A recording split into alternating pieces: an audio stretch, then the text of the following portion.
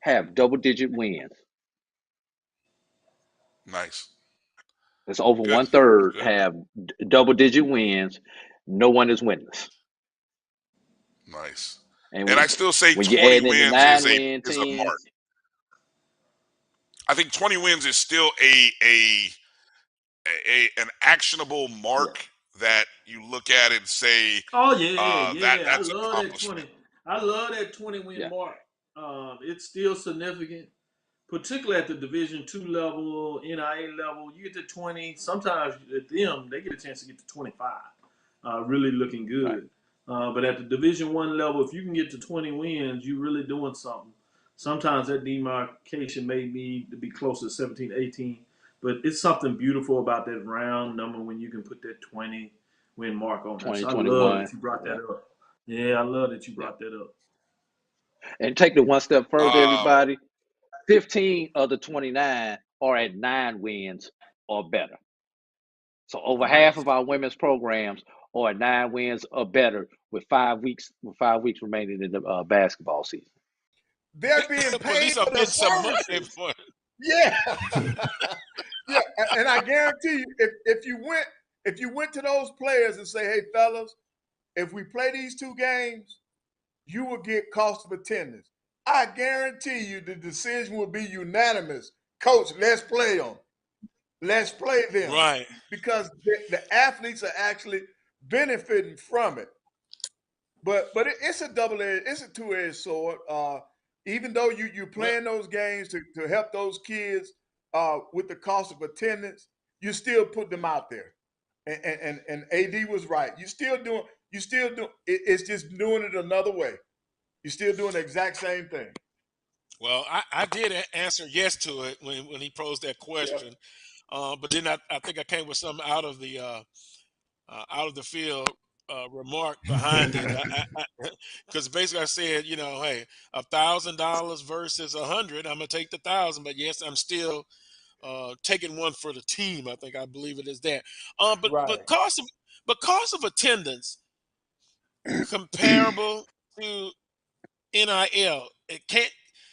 To me, NIL is quick and short term. Cost of attendance is something that could be long term. Wheeler, can can you compare and contrast NIL versus cost of attendance, or is cost of attendance something that should be looked at more of doing it? Because Coach Banks, the director of Southern, he came on the show and talked about that's what Southern's trying to do for their student athletes. I think cost of attendance has the ability to affect every, whereas NIL Right. is Mhm. going to affect only those Some. players that are popular, that are Right. marketable themselves, Mhm. like starting Correct. quarterback, starting running back, your star receiver, or something like that. But Yeah. cost of attendance has an opportunity to affect everyone, and so Mhm. that's why the cost of attendance to me outweighs anything that NIL can bring to the table. Plus the Right. fact that NIL is not, how can I put it, the longevity factor in terms of Mhm. NIL is not there, as opposed to the longevity factor in terms of the potential of cost of attendance. So, you're able, in my opinion, you're able to cover more ground if you're able to do cost of attendance than you are NIL, which only concerns itself with a certain number, a limited number of players, that sort of thing. Yeah, because that's interesting because you mentioned quarterbacks and they're getting those deals, their name recognition, but without those big guys up front.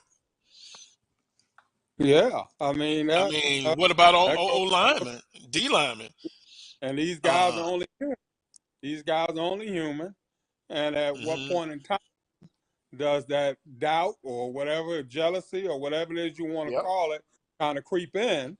Here my jersey's getting dirty, and I'm keeping folk up off this guy, and he ain't even buy me a burger last week. So maybe I need to slip and fall on one to kind of who's in charge, who's actually in charge up there. And, maybe he'll start to share the wealth, or what is there in The Godfather, wet my beak. Maybe he'll a little bit. So.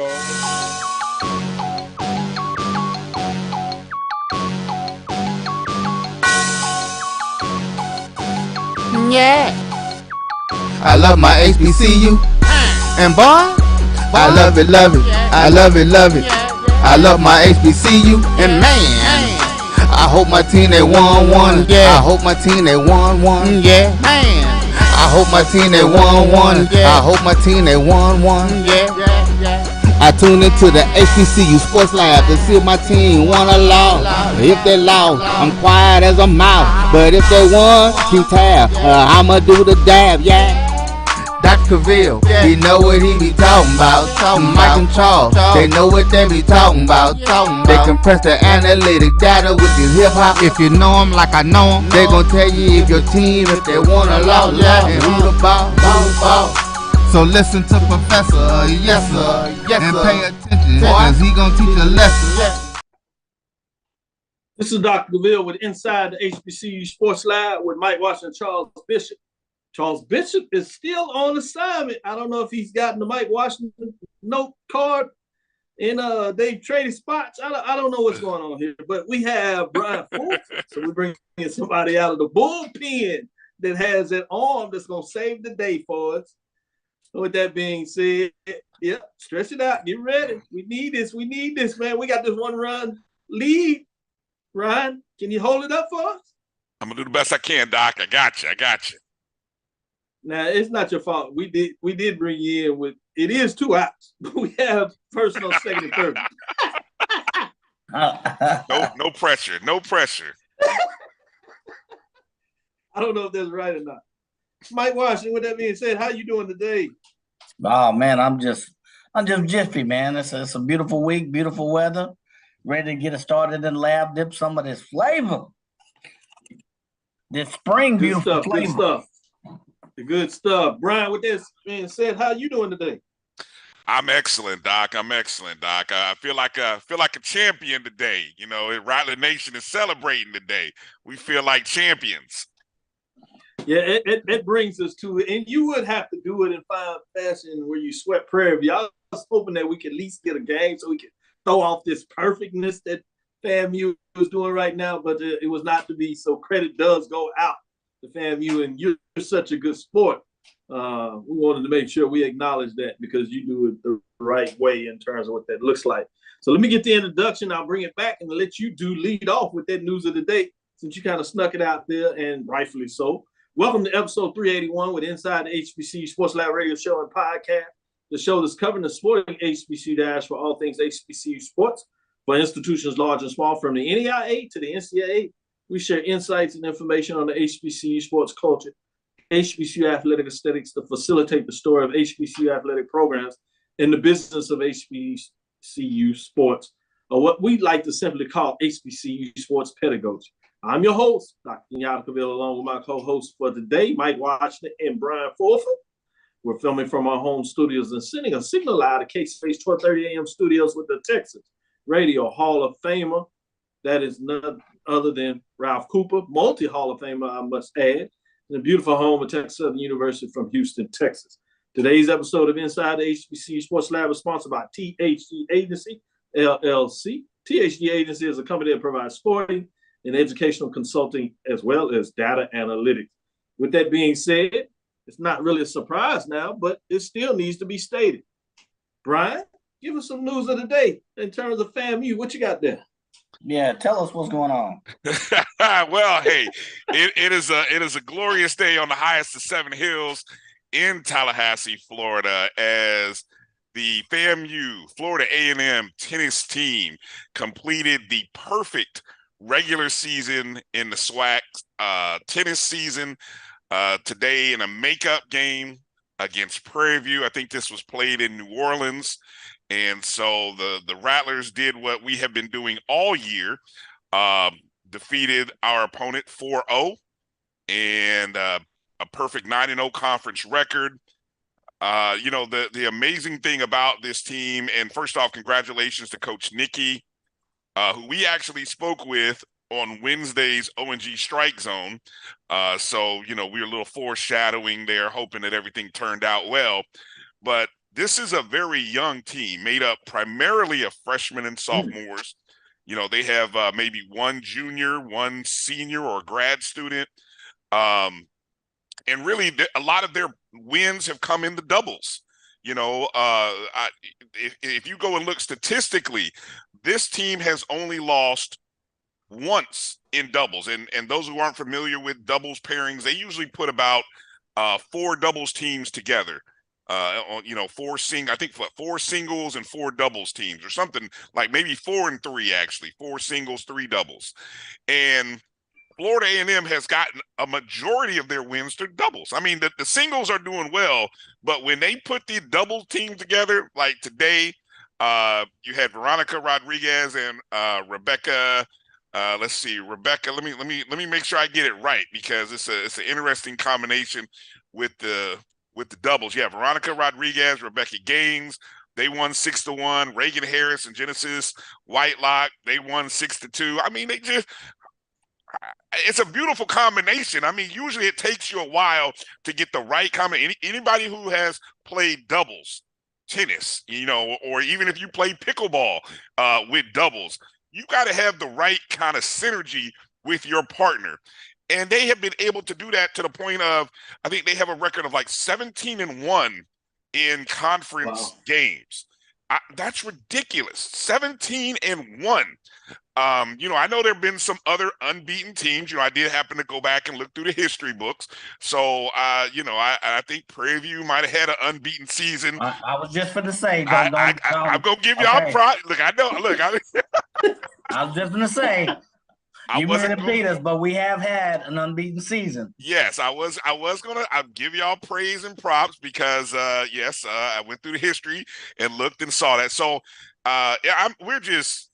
this is the second regular season conference title for Florida A&M. Of course, volleyball did it as well this past year. So we are really proud of a team that really, I don't think many people thought this team is ahead of schedule, put it like that. And so, now we got to see what we do in the tournament. We got to still play well. And I think they're off for probably about 2 weeks until the SWAC tournament, which is in New Orleans.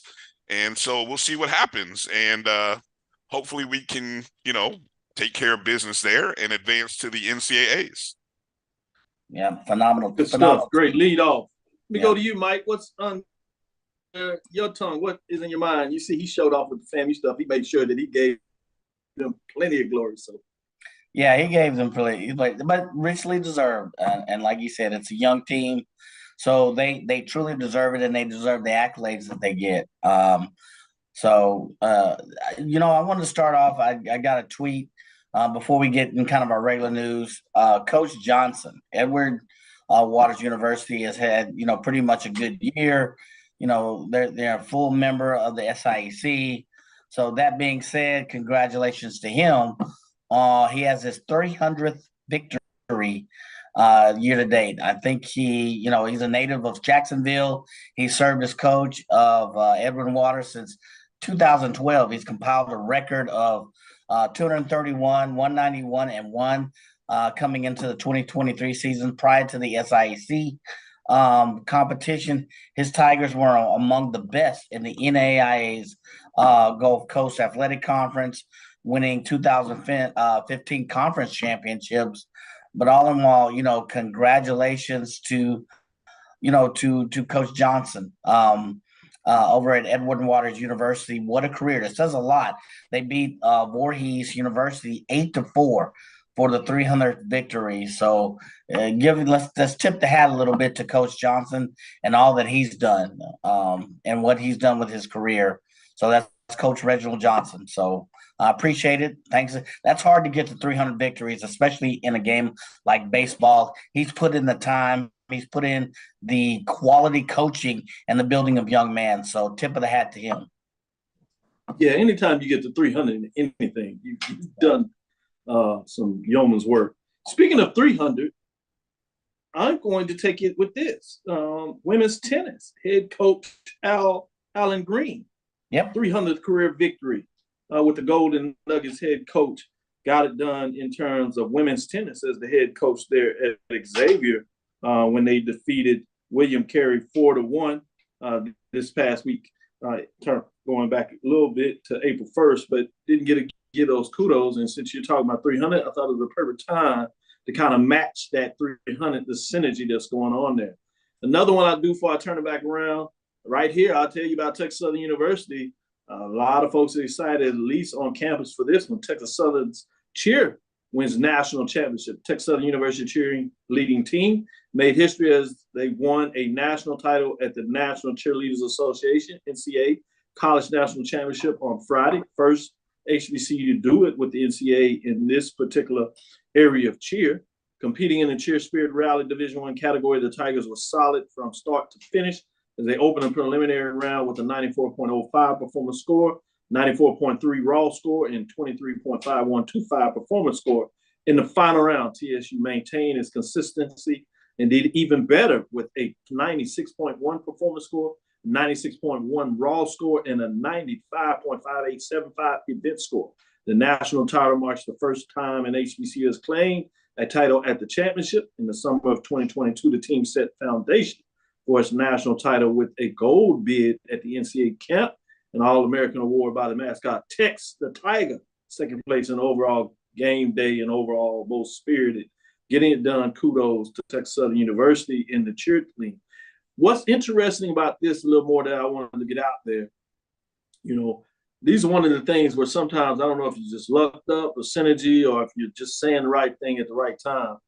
I've been a proponent for a while and said that, the synergy between HBCU bands, obviously when we do our poll ranking here over the last 2 years, we talk about the marching sport and how that they go together so well that there needs to be this synergy and organization between the two. And I've been a proponent of ADs or VPs of athletics taking up auxiliary portion of marching bands, cheerleaders, mascots, obviously the core, if you would, in terms of those bands that have that, or the dancers in regards to what that looks like. Well, guess what? It came up with Dr. Kevin Granger about 1.5 years ago that he needed to take on that responsibility, or would he be willing to take on that responsibility? A lot of that is because of the response of what Texas Southern was doing with APR and the scores and how well they were doing with that. And they wanted to get that same type of framework for band, which a lot of people know in some areas, as well as our bands do, that you don't have necessarily the governing structure that helps maybe mitigate supporting them in regards to making sure they continue to matriculate, as well as cheerleaders, mascots, as I said, in the dance team. But with that being said, he took over that responsibility. So, as this championship, it goes under the umbrella athletics and auxiliary under his leadership. So I wanted to also give kudos to Dr. Kevin Granger. My understanding that's certainly the only one in the HBCU framework, even though I'd like to see more of them consider that. I know some ADs and VPs under their breath are like, hey, not so much. They don't necessarily want to take on the responsibility of another 300 to 500 students on campus. But hey, it's the right thing to do. Obviously, I would make sure that they understand that there needs to be an increase in pay for that as well, those responsibility roles. But if it makes us all better, I think it's something to consider. And so I think some of his management style had, somewhat to do with what Texas Southern was able to do in regards to moving ahead and ultimately getting this national championship. Certainly the coaches that are directly involved in the cheerleaders, mascots have the most responsibility and deserve the congratulations. So I did want to kind of share that a little bit. With that being said, let me turn it back over to you, Brian. Anything else that you wanted to kind of quickly get out there before we take this first break? Well, since we're coming up on the break, if I could add on to, the cheer component there, and we talked about this yesterday when Drew and I were talking. There were other divisions. Now, I mean, this is this NC. I want to make sure I get the abbreviation, NCAA. right? The NCAA and the NDA. There are other divisions in which some HBCUs competed in. I don't have my note page, but I do know, for example, North Carolina A&T State and Florida A&M finished second and third in a particular division that I think there was like 20-something teams competing in. You also had Southern and Jackson State finished third and fourth in a division where there were like 12, 13 programs competing in, or I may have those numbers mixed up, but I don't have the order of finish incorrect. And then of course I saw Grambling State actually win in another classic. They won first place in another association. So it was kind of cool seeing all of these SWAC schools. And Doc, how about now? I know we always talk about you're talking about these synergies. When do we get that HBCU cheer competition? Ooh, you know, I know I've seen people talk about, like I've seen Steve, maybe it was Stephen Gaither or somebody was talking about kind of, you know, with the whole stomp thing, but just how about that? How nice would that be on the heels of what these programs have done on the national levels against national competition? And then you mix up the tradition that you see in the CIAA with some of those programs, which that style is not really, they don't have a component for that style in these national competitions. But when we talk about having our own, I'm telling you, it would be a draw. It would be a draw. I don't know who's going to broadcast it, but woo, it would be nice. It would be nice. Hey, BCSN will put our bid in for it. Yes, sir. I agree with you. Yes, sir. I think it's something that somebody that has the capability to do that certainly should think about it. Great point. I'm glad you added that. And shout out to Grambling in terms of the national champion, as they got it done, as they were crowned the following day in their association. It's interesting that both of these associations are competing around the same time. I wonder how purposeful that is. Mike, any last thing you want to add? No, that's it. I would like to see a little consolidation of a lot of these cheerleading competition into an HBCU cheerleading competition as well. I think it breeds a new type of experience all around. So I think Brian hit it on the nail. You know, traditional, cheerleading competitions, they don't capture the essence that you see in an HBCU cheerleading team or organization. So I'd like to see that as well. So that would be nice. I think it'd be an extra component. So dig in your pockets, Dr. Yada. Talk to your people. I got you. Talk to your people and have them talk to their people. Let's take this first break. We'll be right back on the other side, and we'll give you some updates on baseball and let you know what took place this weekend. One thing I will tell you is a lot of rain, a lot of water, and it caused some havoc. But we'll turn around the other side and let you know who those teams that were able to get it done and get it played, what happened. Stick with us. We'll be right back after this break, and I'll go in my pockets and make sure Mike's dreams come a reality. T. Madden and Associates is a sophisticated and experienced law firm located in your neighborhood. We're turning injury to cash. T. Madden and Associates obtained almost $2 million for my injury. They turned my injury to cash.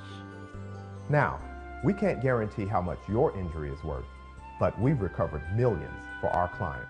Call T. Madden and Associates at 833-PAID-123. That's 833-PAID-123.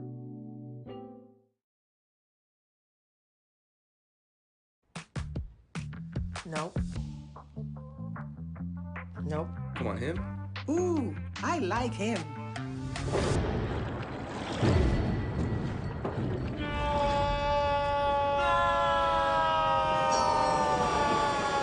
Quick, the quicker picker-upper. Bounty picks up messes quicker, and each sheet is 2 times more absorbent, so you can use less. He's an 8. He's a 9. Bounty, the quicker picker-upper. Now, you can't live in Texas and not have a good red meat blend. Texas Cowboy Dust is designed for steak and other red meats. It's out to be my most popular spice blend, made with onions, peppers, ground mushrooms, pink salt, and other spices. Texas Cowboy Dust also goes great with chicken, pork, vegetables, and adds a restaurant quality sheen to gravies and sauces.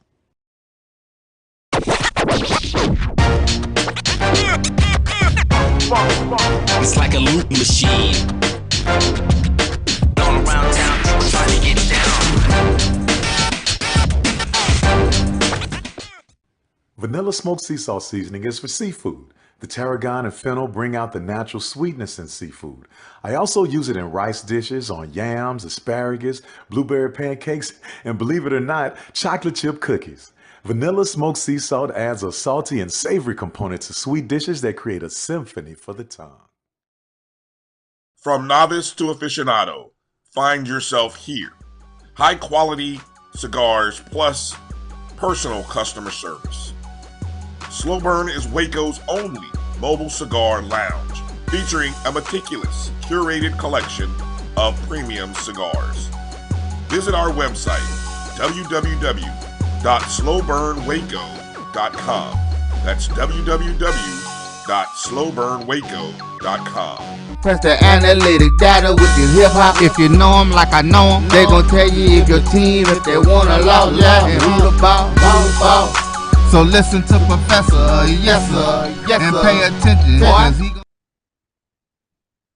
This is Dr. Bills with Inside the HBCU Sports Lab with Mike Washington and Brian Fulford coming in off the mound. Brian, I hope you're doing a little better, and I think you are than what the Prairie View A&M Panthers did in the early matchup. You know, we're going to give you an updated divisional record in terms of the races, and it was good until maybe about an hour ago. What happened is I told you about the rain, so there are a lot of washouts. Actually, the Southern Prairie View game that was going to be played in Prairie View was totally washed out. They kept trying to push the game back, play on Saturday, maybe a doubleheader. Couldn't get the field dry, so they came back on Sunday. We're going to try to play a doubleheader. Couldn't get the field dry. They're going to play just a single. Well, the coaches decided that they were going to play a doubleheader this Tuesday. Well, Brian, check this out. And Mike, you know, hold your ears because this is going to frustrate you even more. Credit to Prairie View. They got out, decided they're going to play the game. They took what would have been home games. They played on the road. Jalen Armstrong run scoring double in the bottom of the ninth inning allowed Southern to pull out a 5-4 victory against Prairie View in the first game of the doubleheader at Lee Hines Field on Tuesday. That was just played a little earlier. The Jaguars improved to 10-18, 6-4 in the SWAC. So remember, pull up the record why you see the difference. Rallied from a 4-2 deficit game with 2 runs in the 8th on a bases-loaded balk and a wild pitch by Elijah Breeden of the Panthers. Armstrong had given Southern a 1-0 lead in the first win. He followed a leadoff double to Justin Wiley with a 2-bagger on his own. J.J. Rawlins hit a solo home run for Southern's other run until what you heard there. This drops Prairie View to 11-20 overall and 7-3 in the conference race after giving up a late lead that would have pushed them over. So let's pull up this record as you see there with Prairie View. They were previously leading in the Western Division at 7-2. They had a 2-game win streak in terms of coming into this weekend, but now they have the one losing game, which pushes them to 7-3 as they fall. So in the loss record category, they tied with Grambling that lost 2 out of 3 to Texas Southern that improved to 7-5, as well as Southern at 5-4 that improves to 6-4. And they have a ladder game that we played tonight, so it'll be interesting to see what goes on in that matchup. So we'll give you that update, obviously, on Thursday. Pine Bluff is at 3-9 as they lost their last game, and Alcorn is at 2-12 coming into the mix. Let's go to the Eastern Division, where it gets just as interesting in a lot of ways. Bethune-Cookman, they improved to 8-2 with 1 win. Unfortunately for them, the rain took care of that series. They got the first one off and was actually a Thursday game, thinking they were going to get ahead of things and maybe be able to get their young men that wanted to go to church services, celebrate this past weekend, Easter Sunday. So they started the game early on Thursday. They thought it was going to help also in terms of getting ahead of the rain, not to be. Of the 3 games that were played, only 1 contest, and that was a victory by Bethune-Cookman, winning over Alabama A&M 12-10. That's a game that actually Alabama A&M was winning 9-8 going into the end of that game, and we gave an update live at the end of the show on Thursday, as that was the Thursday game, where Bethune-Cookman came back. Little did we know that that was the only game that would be played because it looked like that series was going well. Alabama State improves to 9-3 with their victory. They're still tied with FAMU that was 9-3 in terms of their contest this past weekend. They got the first game on Thursday. They lost to Jackson State 6-1 in that matchup. They were able to get the last two. They did play all three of their games at home, taking 2 out of 3 from Jackson, even though it might have made some people nervous when some people saw their first score the first game. They bounced back and got it done. I told you about Alabama State. This was a little bit of surprise here. They got off on Thursday, also matchup 8-2. And then on Friday, surprised everybody, Valley got a victory 7-6 over Alabama State. Credit to Valley to continue to play well. That was a Friday scores that took place there. Alcorn jumped off as they started their series against Arkansas Pine Bluff, winning 5-4. As I told you, FAMU bounced back on Friday as they win 12-3. And then you have Valley. As they play 2 games, they lose the second one. That's 5-1, so they fall 2 out of 3. So their series was over by Friday. They got everything in before the rain took care of business for everybody else. FAMU also played their 2 on Friday, a doubleheader, and they sweep the doubleheader even though they win, taking 2 out of 3. And as I said, Alabama A&M was postponed. That's your Friday scores, so you put those scores up there on Friday. Let's get into Saturday, where you have a couple of scores here. Where you start the series for Texas Southern and Grambling. Texas Southern gets off hot and wins 14-6 over Grambling. As you see, Arkansas Pine Bluff bounces back and defeats Alcorn 5-4. That was a doubleheader as they were trying to get ahead of things on Friday. Texas Southern sweeps on that day where they take the doubleheader and beat Grambling 11-7. So everybody's like, wow, can they get the sweep and really vault themselves up in the conference? We'll give you that update as what took place on Saturday as Bethune-Cookman, Alabama A&M was postponed, and Southern at the time was so wet out there, they thought they were just going to cancel the series. Let's pull up Saturday, give you a couple of those scores there because a couple of games were played. You had the final games of Arkansas, Pine Bluff, and Alcorn being played, as well as Grambling and Texas Southern. That is what took place there. As you heard, the post doubleheader is going to be played with Southern and Prairie View, not to be, as those were postponed. Arkansas ends up winning the series over Alcorn State, getting 2 out of 3 as they win 4-3 to take that game 3 in terms of that matchup. And Grambling at home, make sure they don't get swept for the weekend and get a little bit of redemption as they take it to Texas Southern 9-4 in terms of what took place there in those last Sunday matchups as things get done. So it's fascinating to see as we finish up. Jackson State is at 4-8 as they lost the last 2 in that series. We talked about Valley 4-10. They did lose that last game to Alabama State, which drops Alabama A&M that started off so hot of the year, taking 2 out of 3 from Jackson State. They're falling all the way off the cliff. Even though they are looking good at times, it's fascinating to see what's taking place. So let's get into it a little bit here.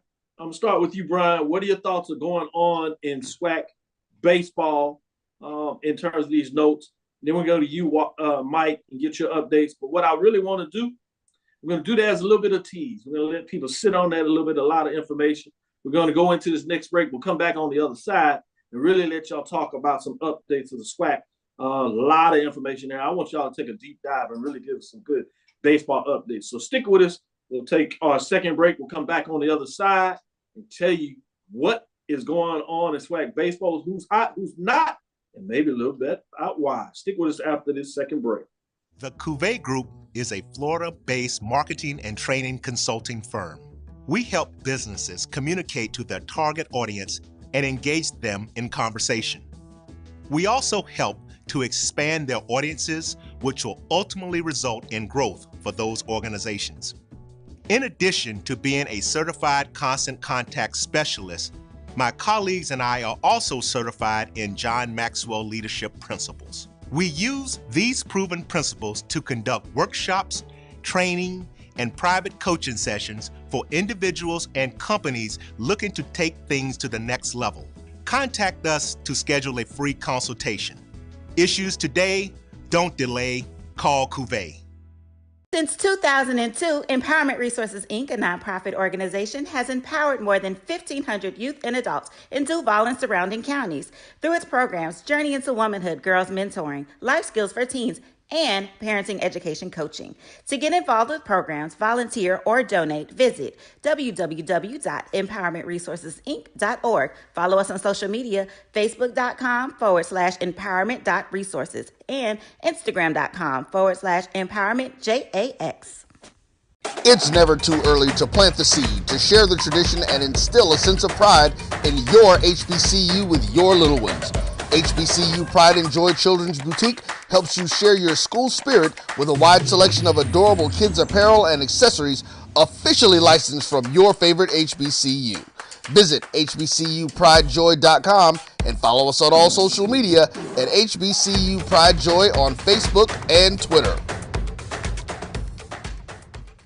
You're looking for the latest information on Southern University sports, the Southwestern Athletic Conference, and HBCU athletics. There's only one place to go. Tune in to the Carlos Brown Show, exclusively on the Black College Sports Network.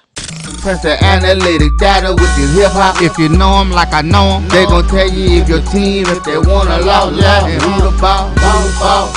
So listen to Professor, yes sir, and pay attention, cause he gon' teach a lesson. This is Dr. Cavil with Inside the HBCU Sports Lab with Mike Washington and Brian. Both of the professors are here and in the building. So let me get into some of the data, as I know Mike likes the data points. So I'm gonna start with you, Mike. What are your thoughts in terms of what's taking place in baseball? Start with the Western Division. Yeah, we can start with the Western. I think Texas Southern is a lot better than what they've started out the season. They did lose their last one, but if you look at the stats, Texas Southern is a pretty good team. They lost to Grambling. They beat Grambling 2 out of 3 in this last week, and they were convincing wins. I think it was like 13 to 6 and 11-7. That's pretty convincing in baseball. Grambling's number 1. They did lose to Prairie View, but this Texas Southern team, I would say watch out for this team going down the stretch in the week. Grambling still has to play Prairie View. They twice, I believe. They still have to play Southern, and I don't have a lot of confidence in Grambling's ability to maintain that first side. The statistics they're up in the top 3 in batting percentage. But now you're getting at the top of the season where you're starting to see pitching depth come to the fray. Even Alabama State, that one loss they had against, was it Mississippi Valley? Maybe they put their number 8 or 9 pitcher there. They said, hey, we got this series in hand. All those factors come in, long day, whatever. But now you're starting to also see where pitching comes to the fray. And I don't have a lot of confidence in the Grambling State pitching depth. So those are the things that kind of come out to surprise me. Prairie View A&M, I was surprised at that one. They played good all year, and they come in and they lose this one to Southern. I don't know what came to the fray, but I still wouldn't count Prairie View out because they were a balanced team, fielding-wise, percentage-wise. Go ahead. I'm sorry, you were about to say something. So no, I think you're hitting it on the nail, and a lot of this is just going to be interesting. I think it's going to be a weekend to weekend, but especially when you look at those top 4 teams. A lot of it's going to be is who's going to be able to take advantage of the schedule and who's kind of hot at the time they play them, whether they're playing at home and on the road, and then who doesn't slip up and give a game or two to Arkansas, Pine Bluff, and Alcorn. I think that's going to be fascinating too. As you talk about Alabama State Valley, that's a game. If you're Alabama State, you don't necessarily want to give up credit for Valley to fighting through because you got to play the games and win it. Prairie View was able to take advantage of the schedule early, sweeping both Pine Bluff and Alcorn State. So it'll be fascinating to see that. When you talk about Grambling, they've had a benefit of playing Texas Southern and Southern at home. They took 2 out of 3 from Southern. It seems to be struggling a little bit, but it was on the road. But then they lose 2 out of 3 to Texas Southern, which means on the back half, the second part of the season, they got to go on the road to Baton Rouge, which we just saw by that score there. No matter how the Jaguars are playing, they're tough at home. and you know what's going on in Houston with Texas Southern, they can pound the ball. And I'm hearing that they haven't even really hit their stride yet, but they're hitting home runs. They lose 2 out of 3 at Southern at home, but 2 of those games they gave up runs late, just like you saw Prairie View. If you're Southern, can you live on that in regards to being able to push through and get those wins? That's going to be fascinating to see. So you make some great points when you look at some matchups, who's hot, who's not. I'm fascinated when we close out this first half of the season in the back half, when it goes down the stretch, folks get a little tired, young in the legs. What are those freshmen and sophomore looking at? Who has those nicks and injuries, if you would, who can push through to see how they close things up. Let me go to you, Brian, and I'm going to come back. One more point. One more point, bro. Texas Southern, 4 or 5 weeks ago, they were number 6 in the SWAC and batting. They were batting 270 on average. Here they are now, this week, batting 308. That's a statistical increase in team batting average. So watch out for this team. There are 2 teams that, as we get down to later, their strength, either in the pitching staff and in the batting staff, is going to really start to show as we get to the later part of the season. And that's the point I was trying to make. Go ahead. I'm sorry. No, I agree with you that you talk about it. That's going to be the tail of the tape. Can they continue to push through? And as I said, even get better on the batting, but can they get enough of the arms to save them? Brian, I know you follow the East a lot more, and we will get to that. But right now, let me know your thoughts on the West in regards to what Mike just said, or any data points that you want to put on yourself. Well, I'll say this. I think, well, first off, let me say I'm glad that for Carlos Brown, our good friend Carlos Brown, I'm glad for him that Southern got a win, because Carlos is ready to go on a hunger strike had Southern got swept today. So hopefully that's avoided. And other than Carlos walking his 2 miles a day, that's all he has to do. But seriously, though, I want, first off, it's interesting when you look at the standings. Like, the standings are are based on win percentage and not necessarily games won and lost. Because if you go by games won and lost and if you look in the games behind column, well, Grambling should be in first based on the games behind column. I've never seen a negative 0.5. That means they're like a half a game ahead of the team in first. I don't think I've ever seen that before. But what's interesting to me is Texas Southern, because I know earlier that our computer, the rankings on the BCSN top 5, they weren't a fan of Texas Southern's wins, not at all, and a little bit of because of the schedule. So it's got me thinking and wondering. I grew up in Indiana where there was one class basketball, and I firmly believe I can take 5 from this team, put them 5 against that team. I don't care. It's basketball. Line them up and let's play.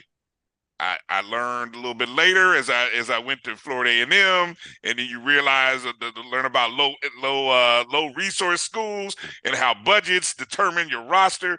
I don't hold to that as strongly. But in baseball, though, is baseball a sport in which 9 guys from, say, a smaller Division II or lower conference, are they just as good as Texas Southern or somebody? You know what I mean? Because it is an individual sport where, you just might be able to find the right kind of players that work. You know what I'm saying? So maybe Texas Southern is good.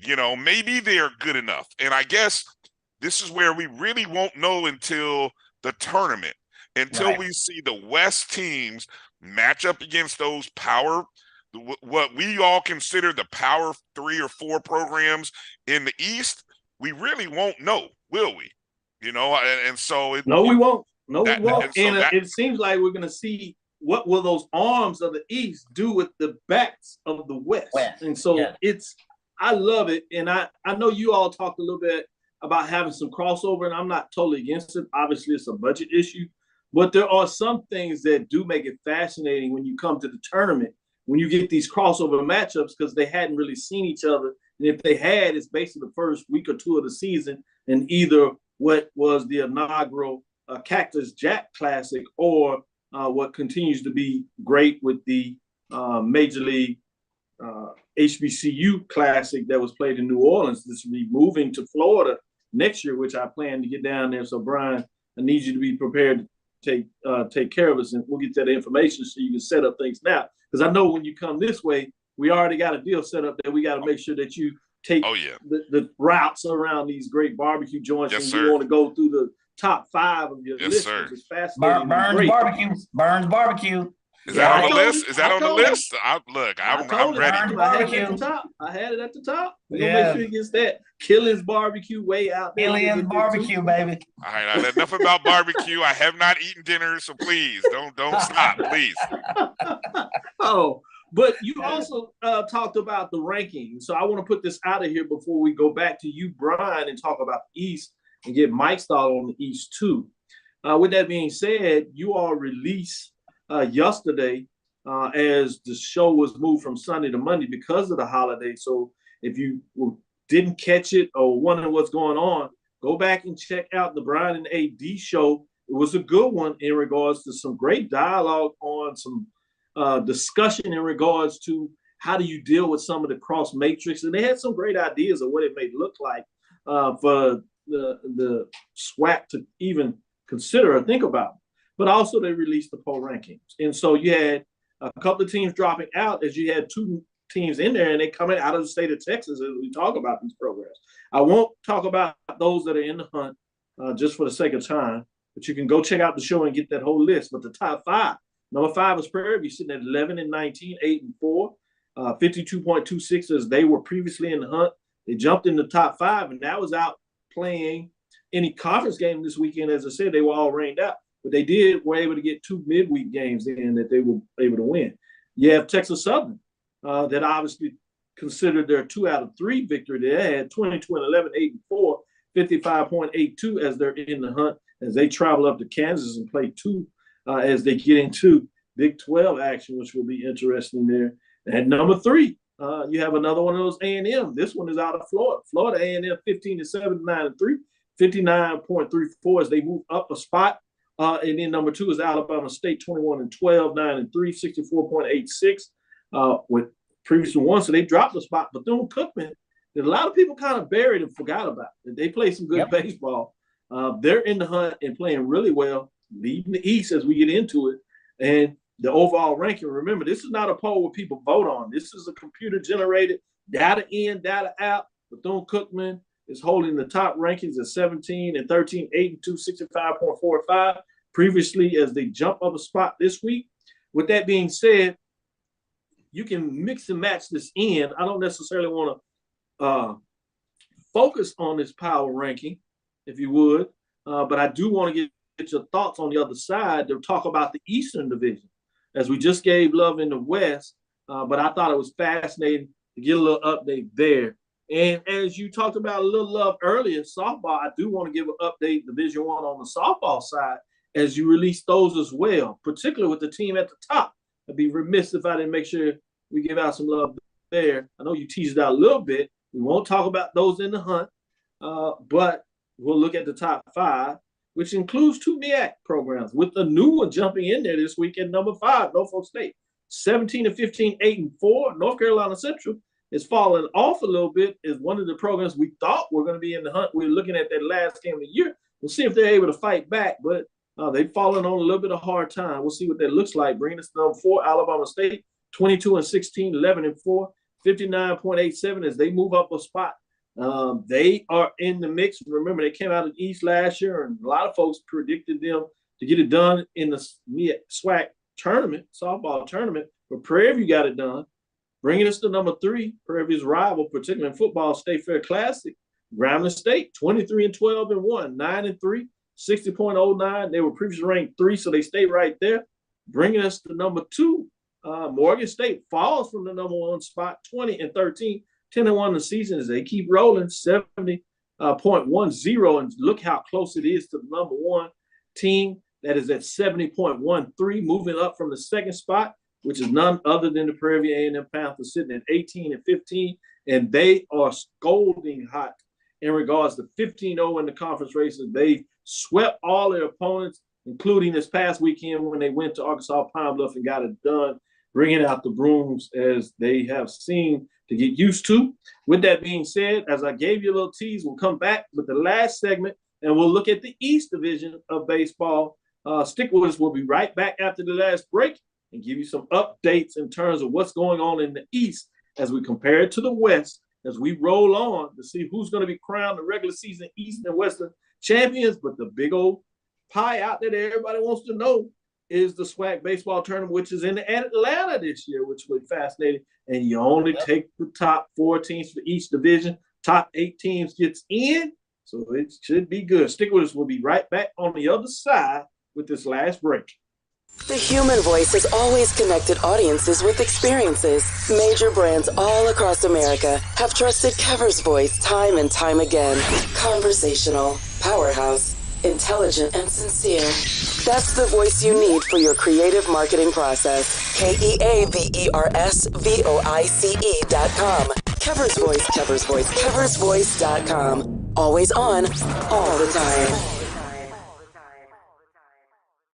Are you hungry for authentic Caribbean food? Like jerk chicken, oxtail, red snapper, shrimp, tofu, and rasta pasta? Well, find your way over to Mango's Caribbean Restaurant, 180 Auburn Avenue, right next to Royal Peacock in downtown Atlanta. Them belly full, but we hungry. Mango's Caribbean Restaurant, open daily from 11 a.m. to 10 p.m. And on Friday and Saturday, we're open till 4 a.m. Come to Mango's and put some spice in your life. So we've got a good thing going. Mango's Caribbean Restaurant, 180 Auburn Avenue, right next to Royal Peacock in downtown Atlanta. For more info or directions, call 404-698-3992 or log on to mangoscaribbeanrestaurant.com. For instant coupons, text MANGOS to 313131. Tell your mama hungry, papa hungry, brother hungry. Mango's Caribbean Restaurant, authentic Caribbean cuisines. Open up the door, tell your mama hungry. T. Madden and Associates is a sophisticated and experienced law firm located in your neighborhood. We're turning injury to cash. T. Madden and Associates obtained almost $2 million for my injury. They turned my injury to cash. Now, we can't guarantee how much your injury is worth, but we've recovered millions for our clients. Call T. Madden and Associates at 833-PAID-123. That's 833-PAID-123. This is Brian Fulford. A.B. Drew and I are co-hosts of the BCSN Sports Wrap. We talk about all things related to HBCU athletics. From the games, teams, coaches, and fan interest stories, we cover it all. You can find our shows on Facebook at BCSN Sports Wrap, YouTube at MyJBN Online, and everywhere you listen to podcasts like Anchor, Spotify, Google, and Apple Podcasts. You can also find the show on the Jericho Broadcast Network's app. Make sure to download. We look forward to you joining the conversation and being a part of the show.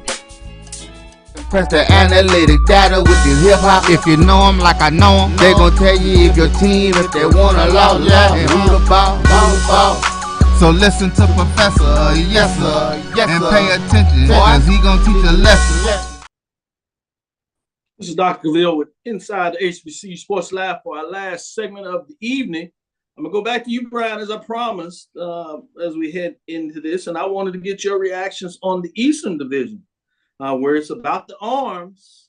What are your thoughts of going on over there? FAMU took the tough loss to open up things, but they bounced back and got 2 big wins. So they're right there in the hunt, to me, where they want to be, as you're right there in striking distance. All it is one series, and you are where you need to be in terms of the East Division to get the regular season crown and set yourself up for the tournament in terms of seeding. But overall, what is your picture of what's going on in the Eastern Division?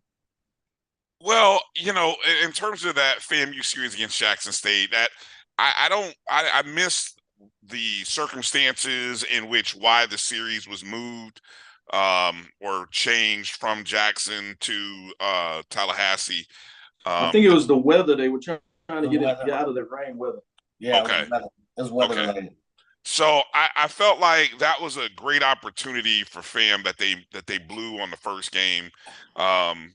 You know, fortunately, they turned around the next 2 and handled business. Now, what I'm looking at, which I find really interesting, is Valley and Jackson State fighting for that 4 spot.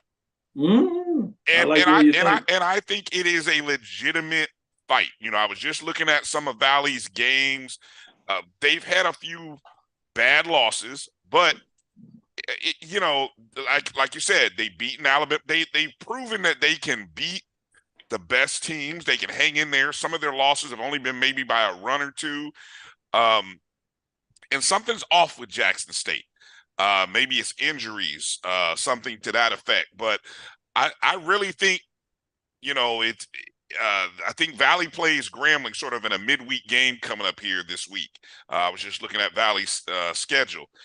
I really think that they're gonna make a push here because Alabama A&M is playing behind right now. So if as you said, if Valley can steal a win, and that's what I think you're looking at right now.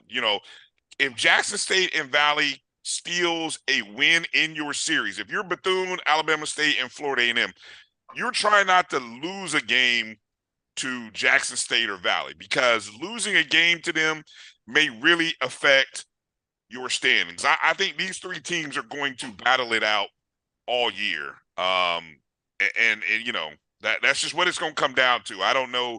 I haven't really handicapped and looked at who has the advantage down the stretch, who has the most home games left, so on and so forth.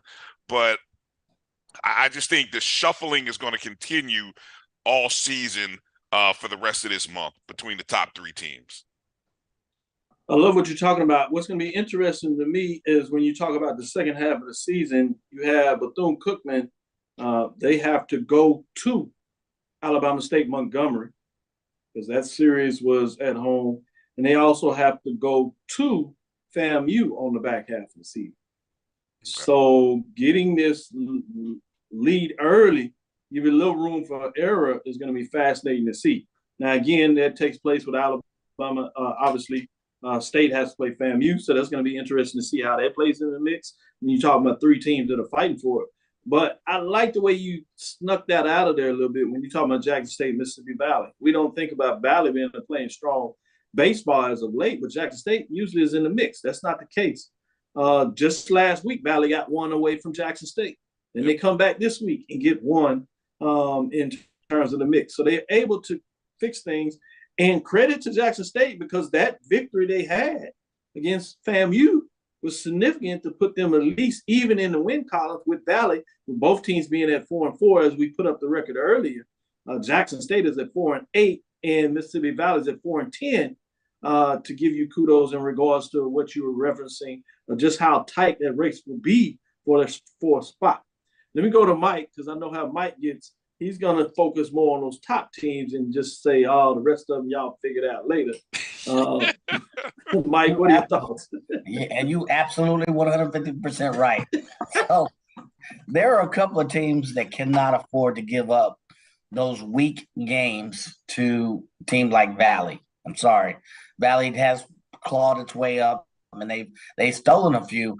But, Brian, I will agree with you that Jackson State, there is something wrong in the water. Why is that? Because when he started the season, they were number 1 and 2. Now look where they've fallen. They have, I believe it's Alabama State, and I believe that's in Montgomery. Yes, that will be a telltale test of where Jackson State is. I don't know if their arms are falling off. I don't know if there's injuries. I don't know, but there is something going on with Jackson State. They're still leading the SWAC and really leading, pretty much all others besides Bethune-Cookman and Alabama State in batting average, slugging percentage, but pitching-wise, fielding-wise, there is something going on with Jackson State. So I will look to see not only if they win that game, but how they play in that game. So it'll be interesting. Bethune on the other side, not a lot of people, Bethune has come out and they are winning some critical games. Yes, they lost to FAMU. They lost 1 out of 3 to FAMU, but they beat them 9-2, 6-3. So it'll be interesting once Bethune plays. Who do they have coming up? They have a Valley coming up, but after that, it'll be interesting to see how Bethune does against Alabama State. I think those are your two big horses in the East. Just looking at how they're winning percentage, all of the stats say that those right now are your two best teams. Hey, let's Doc, take a deep. can I add? Mike likes to talk about data, and I heard him talking about batting averages earlier, right? Guess who the number 2 team in terms of batting average right now is in the conference overall? That's Valley, batting 332, just a hair behind Grambling State, right? So I mean, Valley has figured something out with the bats. The pitching, like you said, that's what's gonna make or break, and they're just as bad as Jackson State in pitching, but it's the batting that's making the difference right now. Right. And they're able to move on the base path. They steal a lot of bases. So they get on, they're gonna move around. Their on-base percentage is also high. Their on-base percentage is high. Another data point to kind of keep your eyes on. Pitching, Alabama State has pretty much been the top pitching squad in the SWAC the last few years. They started out number 3 or 4. They are back to number 1 now. When we talked about this 3 or 4 weeks ago, I think, Doctor, I'm surprised to see that Alabama State is not at the top in pitching ERA per team, because they typically are, and now they're back at number 1. So that's I think a part of that is their starters are not going as deep as in the game as they often, and they're getting a little trouble from the middle relievers, and they're not slowing things down as they usually do in terms of the closer. It's going to be fascinating to see if they can right that, because you're right. Usually they're up there and they'll give you a heck of a day when you talk about it. Before we close out, I do want to get somebody kind of tease them out of there, but I want to take a little deeper dive when you got Florida A&M traveling to Alabama A&M. Yep. Not another A&M. Another key game. That's on the East. You got Bethune-Cookman traveling to Valley. You talked about that matchup. It's on the road. Valley comes home. Can they get a game? This is a key one. Obviously, if they can get 2 out of 3, somehow sweep Bethune-Cookman, we'll all be talking about that. But can they at least make it interesting by getting a game and kind of going from there? Another one in the East. The third one in the East that you alluded to, Mike, was Jackson State at Alabama State. This is a dangerous spot for Jackson State to me. They cannot afford to find a way to get swept. They got to get at least a game. And then if they really want to turn around the season, take 2 out of 3. It's on the road, so it's going to be tough to do.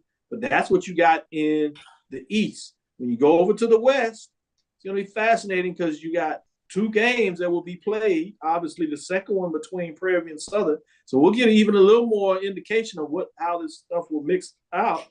But you got Prairie View on the road as they start the second half of the season as they go to Arkansas Pine Bluff. Yeah, we're already starting the second half of the season. And then you have Grambling on the road at Alcorn State. This is another program that finds a way to chip away. Remember, they got that big win upset that a lot of people looked at when they beat Southern at first series, which is fascinating what you see with Valley. It's their aces that are able to get it done in game 1, that if they're going to get a game, it seems to be the game 1 and kind of falls off to 2 and 3 after that. And then obviously the big matchup to me is this Texas Southern on the road at Southern. Let me know your thoughts in terms of East-West, what the big matchups, quickly here. If you look at the East, what is the game that you really have your eyes focused on, Mike, and then in the West? Without question, it's Jackson State going on the road to Montgomery to play Alabama State. That is big. You said it yourself. Jackson State, they have to play well. They can't lose the entire series. They have to take 1. Hopefully they would try to take 2 and go back to Jackson State. We know. The other one, Texas Southern. That is big to me. Texas Southern is on the up and coming. It's interesting to see if those bats continue to keep rising like they do and that pitching staff shows up. But Southern is no slouch. So to me, Texas Southern going to Baton Rouge on the road, that gives you a further glimpse at how good this Texas Southern team is growing as the season gets older. Certainly, that's a big victory by Southern. They've been able to do that all year long. Cardiac cats, if you would, in terms of what they're getting done with those late comebacks. They had a big one against Texas Southern. Yep. Maybe they get a little momentum if they're able to get this victory today. Prairie View and sweep them. If they go 1-1, maybe they just kind of stand out. But I am fascinated to see with Texas Southern going into the back half of the season now. As they go to Baton Rouge on the road, who gets that? So great point there. I'm gonna go to you, Brian. I want to get your thoughts. Are you aligned with Mike, or are you going in a different direction when you look at the best game in the East and the best game in the West this weekend? No, I'm right there in alignment with Mike. Top threes versus the bottom threes. That's the basic summary. And if you're Grambling State sitting at the top, playing Alcorn State at the bottom, you got to sweep. If you're Florida A&M at the top in terms of wins, playing Alabama A&M at the bottom, you got to sweep. Anything less is unacceptable in terms of, you really showcasing your dominance. I mean, you have to go be dominant this weekend. The pitching has to be on point, the fielding has to be right, and you got to hit the ball. So I think for Grambling and Florida A&M, those are the two programs that I'm looking at to see, do they handle business against the bottom dwelling team in the division. Good stuff. Before we exit here, let me give you the Division I updates, at least in terms of where they sit in the record. It's a tough weekend at North Carolina A&T for a lot of different reasons. Prayers for all involved. But in terms of the sports, with all that taking place, they were only able to play one of the conference baseball games this weekend. And unfortunately, it was a loss. Rightfully so. We understand what was important. But they fall to 6-7 with that loss, which means they are in the 7th spot in terms of the Colonial. And then you go to what we talk about, NEC, Northeastern Conference, in terms of those programs playing over there with Maryland, Eastern Shore, Coppin State. We'll give you a little update there before we close out and tell you what that looked like in terms of those matchups, in terms of the conference standing with the Northeast Conference there for these teams here. Fascinating in terms of those matchups. Tough weekend for those teams, but they're trying to battle back in terms of where they're going to be in those seedings. Remember, previously only the top 6 teams in the Northeast Conference played in the tournament. Obviously, that was prior to expansion with the 4 MEAC teams coming over there as affiliate members. So it's going to be kind of fascinating to see, do they take 8 or do they stay with the top 6 teams? Maryland Eastern Shore is sitting currently in that 6th spot at 7-8. As they take 3 games. They had 3 big victories this past weekend, which has leveled them out, passing them past Coppin State that kind of was flirting at the top of that, 7-8. And then Norfolk State is behind them at 5-7, Coppin State at 4-8. Delaware State continues to struggle the season at 2-12. That'll do it for us in terms of the show today. This is Dr. Cavill's Inside the HBCU Sports Lab. Thank you for listening to Inside the HBCU Sports Lab. Make sure you share our podcast with your friends and colleagues. I am Dr. Kenyatta Cavil, the Dean of HBCU Sports, coming from Inside the Lab in the College of HBCU Sports with Mike Washington and Charles Bishop. Special guest getting it done is none other than Brian Fulford. Make sure you continue to look with him. What's that? Mike, you have something you need to get in there? Birthday, my boy A.D. Drew. Happy birthday to you, my fellow Aries. Our birthdays are a week apart. He couldn't join us. Happy birthday to my boy A.D. Drew. Sorry. Nice. With that being said, I'd be remiss if I didn't recognize A.D. Drew. Happy birthday. I've told him in several platforms, but after the show, I feel bad I didn't call him. He wanted to call. I was like, man, all right, bro. I didn't know.